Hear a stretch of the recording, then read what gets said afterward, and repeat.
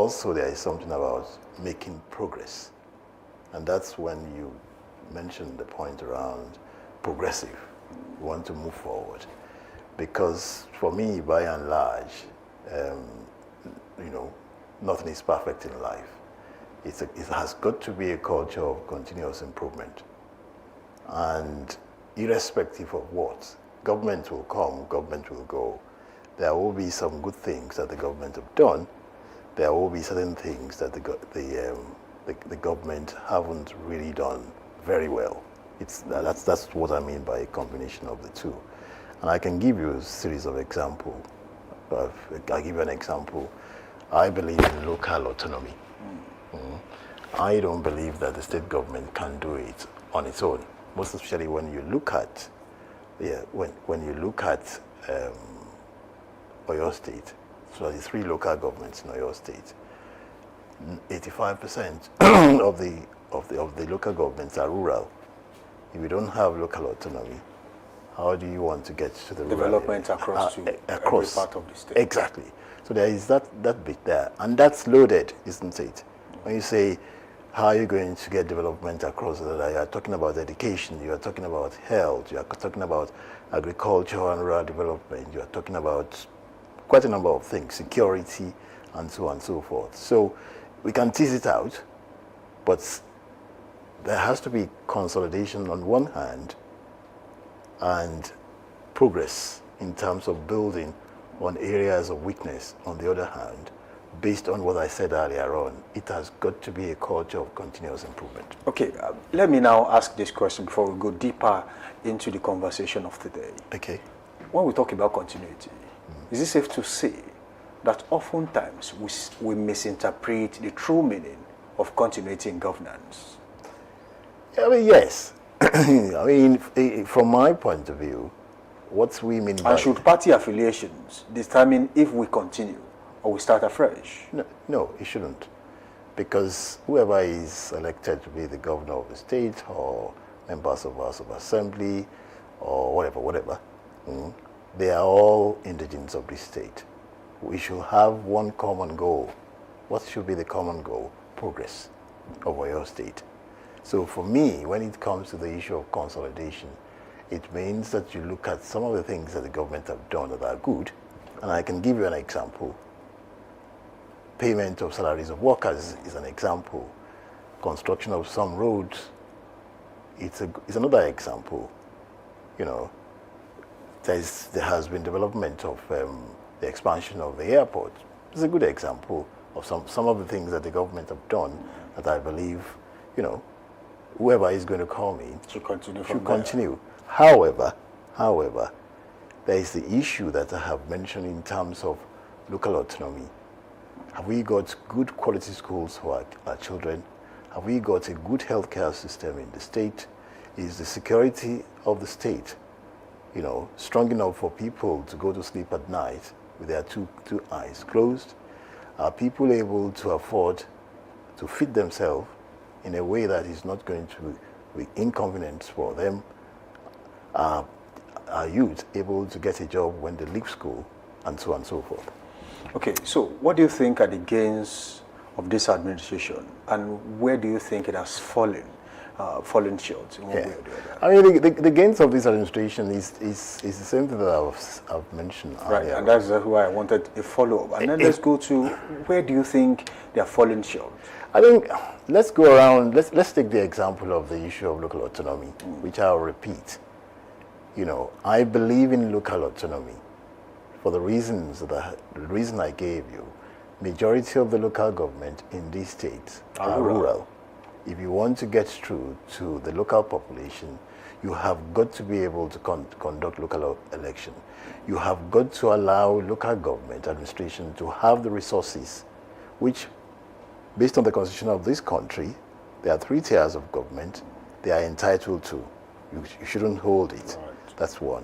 2, the schools that we have, the primary schools and the secondary schools that we have in Oyo State, you have got to be able to fund them. You shouldn't leave it to the old boys and old girls of those schools to fund them.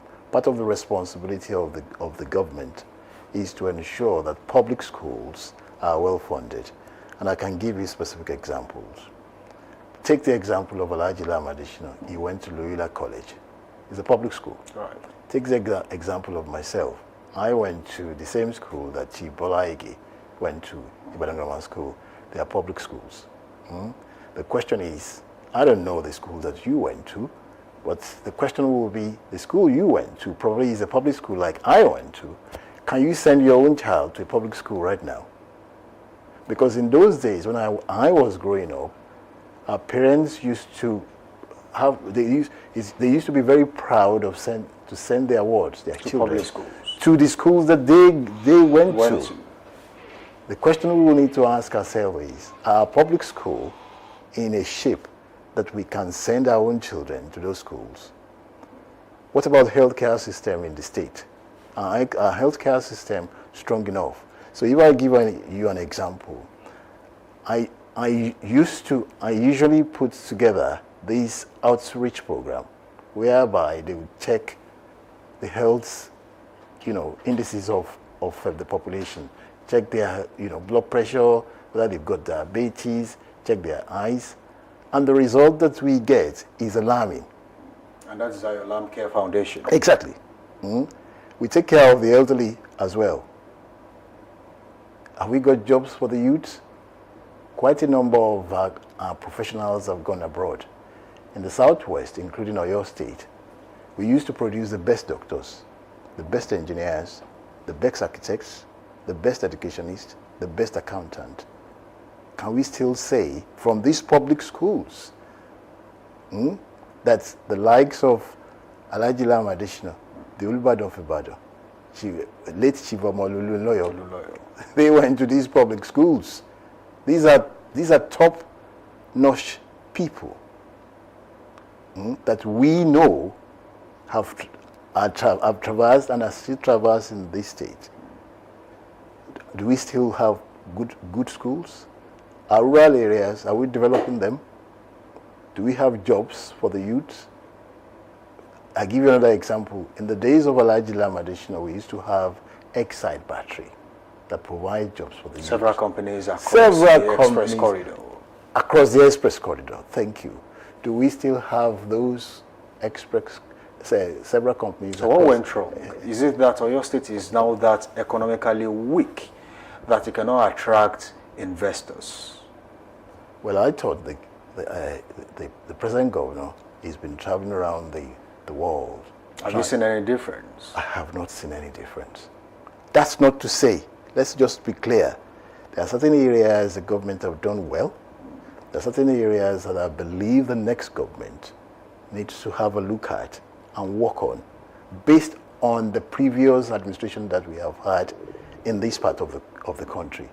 I used to say something to my friend.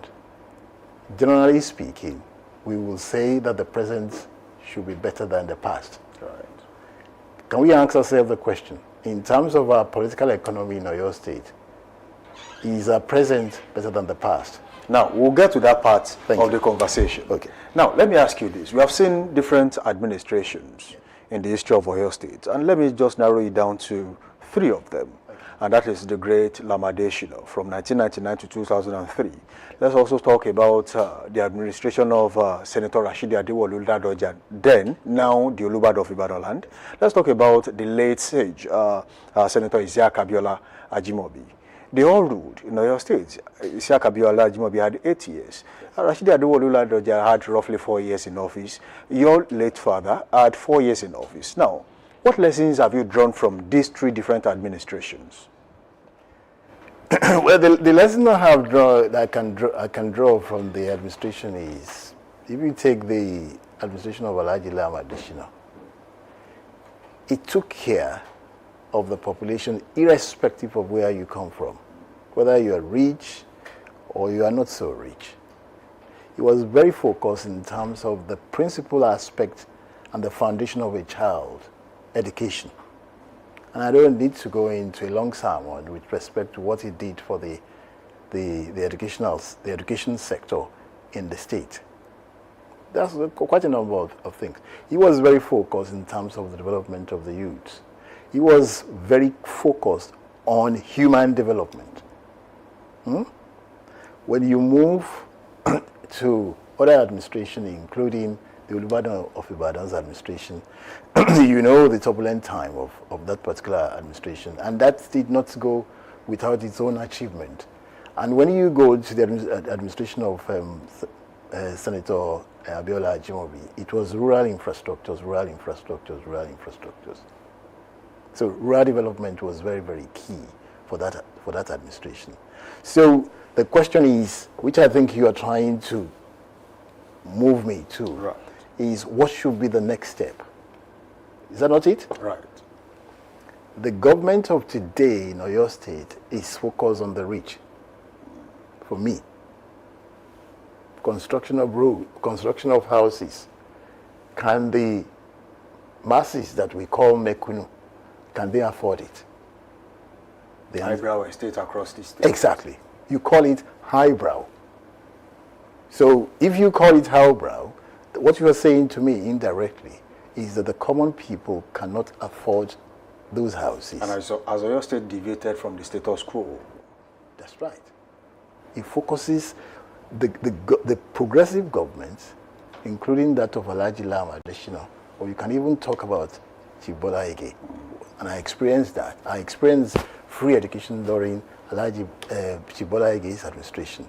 And I know there is no single home in this Yoruba land that didn't benefit from Chief Awolowo's free education. Correct? Right. So, for me, not just Oyo State, the whole of the Southwest, we need to do a bit of a rethink. We usually produce the best. They stay at home. They keep the development going. Many of our sons and daughters in the Southwest are now traveling abroad to look for gold influence. That should tell us something, that we must return to the days of Chief Awolowo. I was about to go to that particular part of progressivism at its core, and now that you have taken me closer to that particular one, let's talk about it. Let's talk about progressivism as an ideology and the belief of the Southwestern people. There used to be a time when in the Southwest alone, we had the now President of the Federal Republic of Nigeria under the banner of the AD, Alliance for Democracy, and that is Governor Bola Tinubu in Lagos State at that time. We had the great Lam Adesina in Oyo State. We had Adebayo Adefarati in Ondo. We had Bisi Akonde in Osun.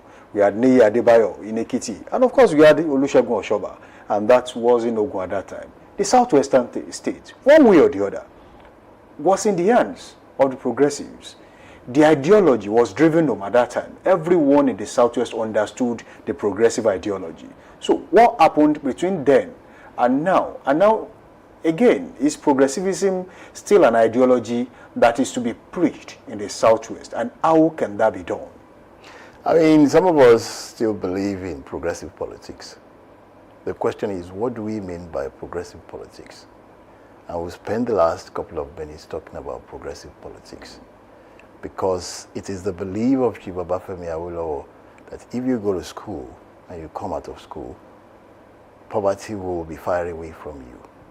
Which means you go to school, you come acquire out of knowledge. Yes, you acquire knowledge, you come out of school, you get a job, you get married, you have children. Your parents that sent you to school, when they grow old, you take care of them. And that continues. It's a cycle. Yes. You are holding a mobile phone. Mobile phone didn't just drop from the sky. That's part of the product of good education. And that's what the Southwest was noted for. Good quality education, good health care, creation of jobs, rural development, which means that people can feed with the product of farming coming from the rural areas. Now, Sam, let me ask you, have we stopped eating? Absolutely not. We keep on needing to eat. And our people will continue to need cheap food coming from the rural areas. Can we stop technology? No, because if I take your mobile phone off you, you probably won't be able to survive the next 24 hours because you need it. And that is the product of education. In terms of science and technology, things are improving. The power of the Southwest have got two sides to it. We are the conscience of the nation. Our leaders used to fight for what is right. And that's why the likes of the people that you have just mentioned, that's what they stood for when they were alive.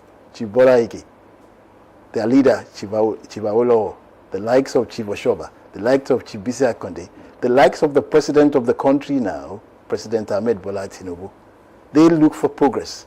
And one thing that sort of struck me, just a couple of about 2 years ago, the federal government of this country passed this Electricity Act 2023. And I was laughing because when President Ahmed Bola Tinubu was the governor of Lagos State, he introduced independent electricity program.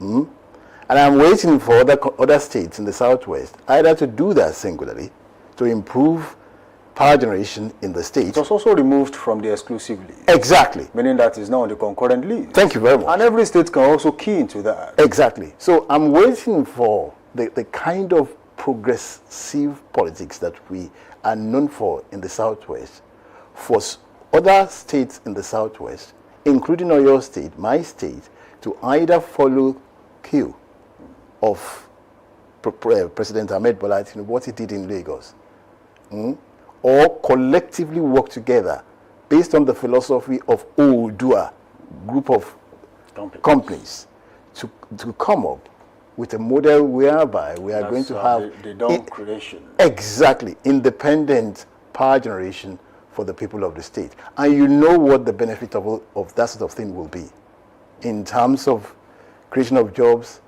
for our youth and so on and so forth. So going back to your question, there is no other time but now that progressive politics is significantly important for the Southwest. Not just Oyo State, based on the fact that Oyo State used to be the capital of our political economy in the Southwest.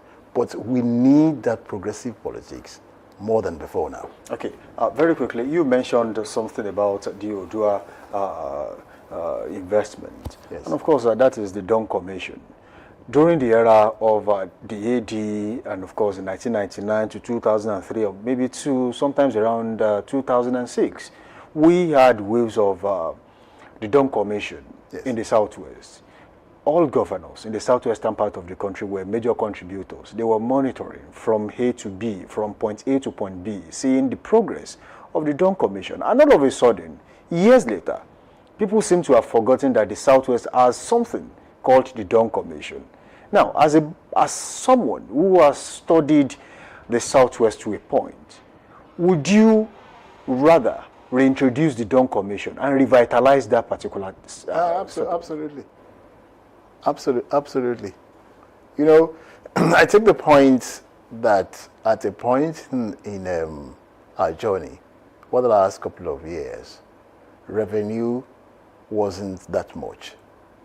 When you combine internally generated revenue with the revenue we get from the federal government. But today, Sam, we are getting 3-4 times the revenue that we used to get from the federal government. The President Ahmed Bola Tinubu, took the step that previous presidents haven't taken. They removed fuel subsidy. It was painful at the beginning. Later on, we started getting a lot of revenue, and the president started pushing those revenue to the states. Why is it that the Southwest governments are not working together to revitalize or do a group of companies, to look at agriculture and make food affordable to our people, to look at the electricity? They're enjoying that independent power generation in Lagos State. Why is it that we are not replicating it in other states, either singularly or collectively? I take the point of the present governor of Oyo State with respect to the Federal University in Ogbomoso. I didn't like the fact that it was broken down. Osun State take his own. Oyo State take their own. During the time of Alhaji Lam Adesina and Chief Bisi Akande, they worked together. There wasn't anybody going on strike. They worked together, funded the university. But when they left, the Oyo State government and Osun State couldn't work together to fund the university anymore. So they ended up sharing their assets. And it is still the same Southwest. I take the point that they wanted to stop this constant going on strike. But there's a stronger principle in terms of collective collaboration among the Southwest states, plus the issue of job creation. I remember during the days of Alhaji Lam Adesina, Odua group of companies was really strong. Functioning. They were even producing handsets, mobile phone. They had their own mobile phone. At that time. Exactly. All these things are very, very important. And most of all, Sam, they say politics is a game of number. I will say politics is either a game of number or a game of technology. Chibawolowo gave us education in the Southwest. What gave us that very strong position within the Nigerian state? If we lose it and we don't have the population, it may become a major problem in the future. Thank you. All right, now let's talk about something really important. I've seen a lot of updates, information out there, and that only points to the fact that Dr. Ayobami Wasiu Lam Adesina wants to be governor of Oyo State. Is that true? correct? Yes. How long have you been nursing this ambition? For some time now, and I'm sure you want to know why. I'm still coming to that. So the question is why? The question is why. The reason is what we've been talking about. You're not comfortable with what you are seeing in Oyo State? No. And I'll give you more examples. And how bad is it that made you think that being the governor will correct all these anomalies that you said you have seen? Okay. We implement an outreach health program. I look at the health indices of our people, and I am scared. People having significant health issues, and the system is not geared to be able to identify it, take proactive action. Health is wealth, Right. Sam. When I was working in England, I used to be a director of the National Health Service in England. We visit hospitals all over the country, most especially in the southeast region. Each time I come down from the car, I hear people speaking either Yoruba or Benin. And I'm thinking, am I in Nigeria or am I still in England? What that means is that all the health professionals in the southwest are moving abroad. In search of greener pastures. Exactly. And you know the implications of that for the healthcare system. As the system failed them. Yes. Many of them couldn't find a job. And the cost of living is getting higher and higher. I look around and I thought, my dad, Alhaji Lam Adesina, is from Isalebode. Hopefully you know where Isalebode Right. is. He comes from the Mekunos. Can someone from Isalebode, Kudeti, Beyerunka, Bonfoto, he rose to become the governor of the state. He went to public schools. He went to Loyola College, then went to University of Nigeria in Nsukka. Can someone from Beyerunka, Malete, or Isalebode, Kudeti, or Idiaere become the governor of the state? When I was born, I used to live with my grandmother in Idiaere. And I'm thinking, I grew up. Can we still have that? People, youths coming out of school, no jobs. People are struggling to feed. And all the legacies of these great men, Sam, Lam Adesina, Bola Ige, Chief Obafemi Awolowo, and also Ajimobi, we seem to have forgotten what good looks like. And gradually, I'm thinking in the next 10 to 15 years, politics will become a game of number. And those things that made us the conscience, the Southwest, the conscience of this nation, and that we hold there, which makes us very, very strong, will evaporate. That's the reason why I want to run to become a governor. Okay, now that the reason is clear, let's talk about Oyo State as a state. Oyo State is a state with peculiar political issues, ranging from the shift from conservative to progressivism. By the time the people are so conscious of which political party or personality to vote for. And judging by what is going on in the All Progressives Congress at the national and the state level, how do you think the APC will pick the right candidates in the next general elections? Because some people have raised concerns about the growth of the APC. Is the APC growing or is the APC swelling? Because if you swell as a political party, there is tendency for internal implosion. So, Oyo State as it stands, there are a lot of concerns about who to pick as the candidate of the APC. So, how clear do you think that will be for the APC by the time it is time to pick the candidate for the APC in the next general elections? Thank you. I mean, there is going to be clear guidelines from the party in terms of how to go through whether the primaries or the consensus and so on and so forth. However, this is my take. Some people struggled for this democracy to thrive. They fought the military to stand still. Let's mention some of their names. Chibolaige happens to be one of them. I remembered that he was bundled into the back of a saloon car and he was driven from here to Makodi, and he dumped him in prison. Alhaji Lam Additional happens to be another one who was put in Agodi prison for days. The President Ahmed Bola Tinubu, happens to be one of them. Chief Bisi Akpadi happens to be one of them. Chief Oshoba happens to be one of them, to mention a few. They fought for this democracy. They established Alliance of Democracy. They got elected. They implemented people-oriented policies. Unfortunately, some of these people that I've just mentioned to you have passed away. I think the ones that are still alive, Still here. including the president, one of their own is the president of this country now.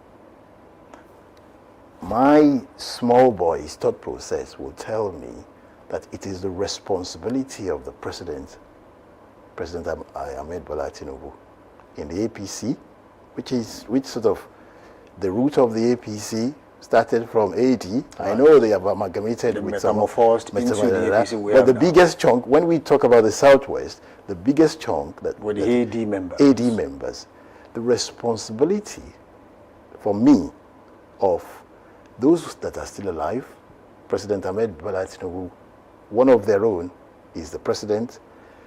Chief Segun Oshoba is still alive. Chief Bisi Akande is still alive.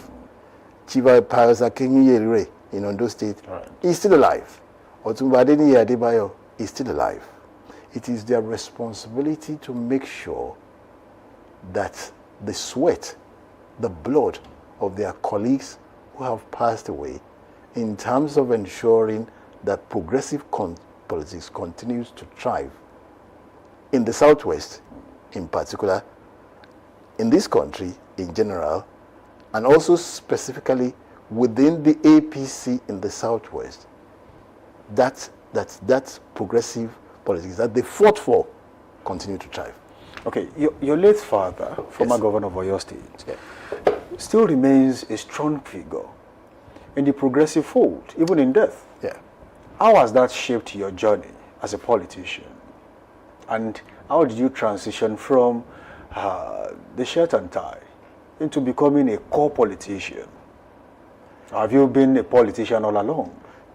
Yes. And I remember when I was in the university, I went to University of Ife. that they now call that university Obafemi Awolowo University. And quite rightly so.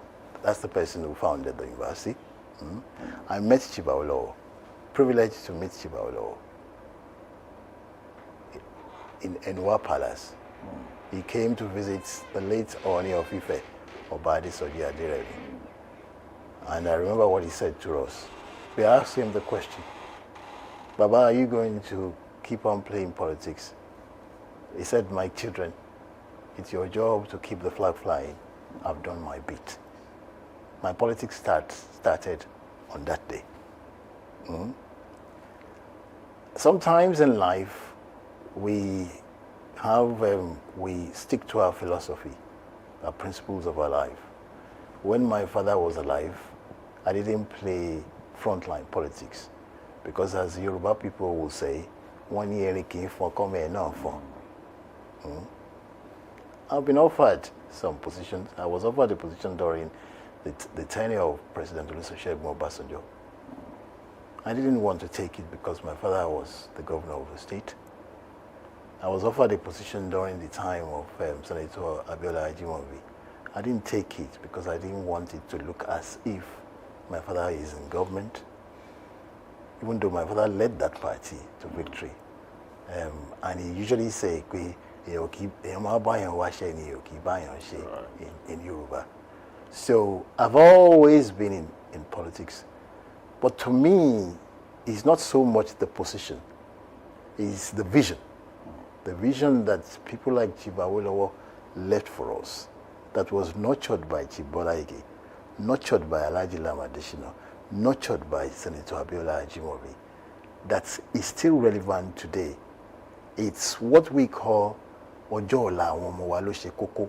Chief Awolowo was thinking about the future of our own parents. Our own parents were thinking about our own future. Don't you think we should be thinking about the future of our own children and grandchildren? Quite importantly so. I wanted to ask a question, but now that you took us towards that path, I should ask that question. Are you running on your father's legacy, or you are presenting a completely different blueprint? Both. Because I can't sit down here and tell you that I am not Alhaji Lam Adesina's first son. So it's going to be a fusion of his legacies and your own ideas. Exactly. After all, I worked abroad, became a director in a place where they didn't know Lam Adesina. So I became a director based on my own work. But the legacy of my father lives on, and I can't change that. But I am Dr. Ayobami Wasiu Lam Adesina. That Lam Adesina bit, I can't take it away. Okay, before we go forward, we'll be taking some phone calls on the show today. If I may have the phone numbers displayed on the screen, so we can take phone calls before we go forward on the show. Now, we want to talk about some things that people often don't talk about in Oyo State, and that is the power of incumbency. Most of the times, in Oyo State, until late Isiaka Abiola Ajimobi, it was quite difficult for a sitting governor to come back the second time. And he did it, and he called himself at that time the Koshoyeri of Oyo State. And shortly after he passed and he left office, Governor Seyi Makinde came on board, and he was able to repeat that feat. But one thing that was clear, that is still very clear in the history of Oyo State, is that it has been really difficult for a sitting governor to now handpick and then be able to install a successor. It has not happened. So, judging by that, do you think that favors your own political party come 2027? Is that history telling you, hello, welcome? I think we need to think about what we need, what the population will need. Where are we now? Where do we want to go? There is the bit around the sentiments of what you have just described. But there is more in terms of the future of us and our children and grandchildren. So I think politics should be defined by policies, progress, and also continuity. I think those are the three things that I believe that we should focus on. The sentiments around, people haven't been able to install their successor. It's not so much because of that. It's based on the fact that our people sometimes desire what they think they can get from someone else. Only thing about and I think we have a very sophisticated population in Oyo State. They know what they want, and they go for what they want.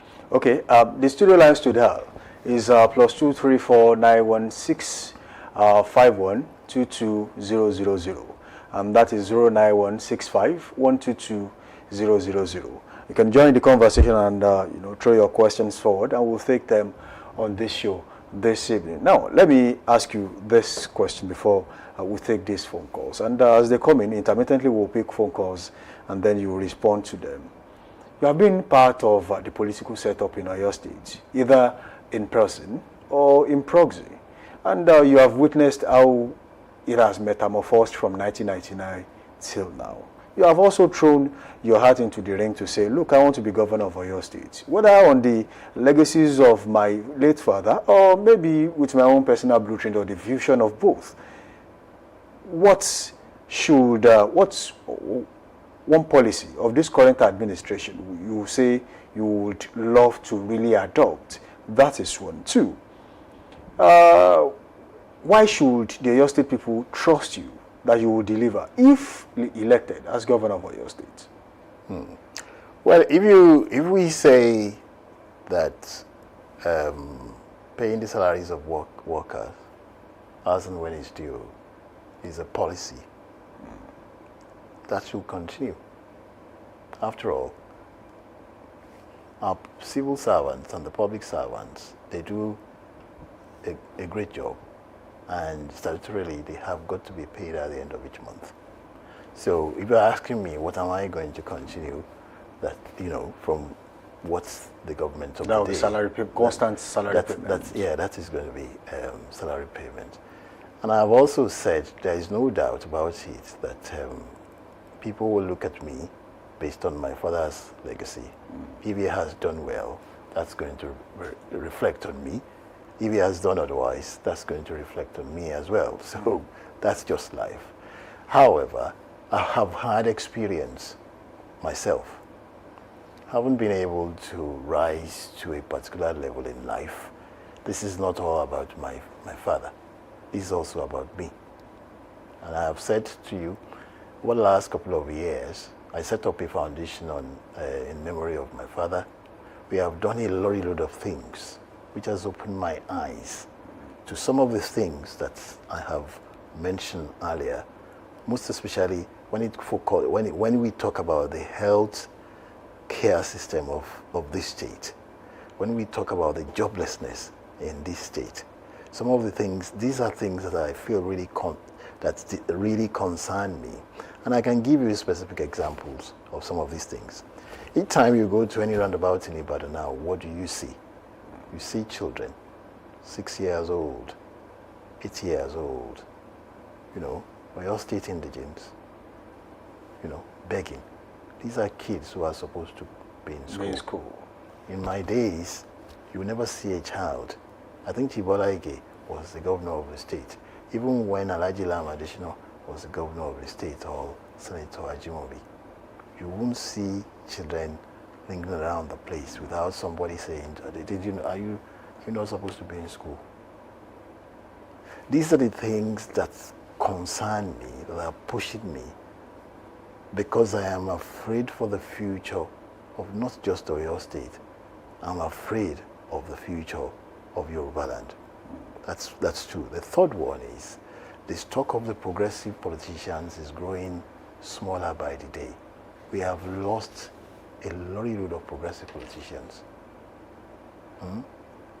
And I am very, very scared that it's going to get to a time when we will lose the vision of Great Lam, of Chibola Ige, of Obafemi Awolowo. And you know the consequences of that. The consequences of that is that this Southwest will lose its pride of place within the Yoruba nation, within the Nigerian state. Okay, just before, I think we have a caller on the show this evening. Hello. Hello, sir. Yes, good evening. Yes, Hello. good evening, sir. Yes, welcome to the Poliscope. Your question, please. Your name and where you're calling from. Thank you. Yes, thank you so much, sir. And this is Mr. Guba calling from Odegai. Okay, thank you for joining the show. Please, your question. Thank you so much, sir. We enjoyed your show, and I'm still enjoying. Okay. But right from the question, or right from the headline, there is a conclusion that I want to draw, and then ask a question: that what about if Oyo State actually needs correction and not consolidation? So, what are the areas needing correction in Oyo State current governance instead of consolidation? If what our state needs is correction, what are those areas that we think the next administration Should focus on for correction? Okay. Thank you so much, sir. Thank you for calling. Dr. Ayobami Wasila Madeshino, you heard what he said. Yes. We talk about quality education. If we go around the state, what sort of environment do we have in the schools for our children to thrive?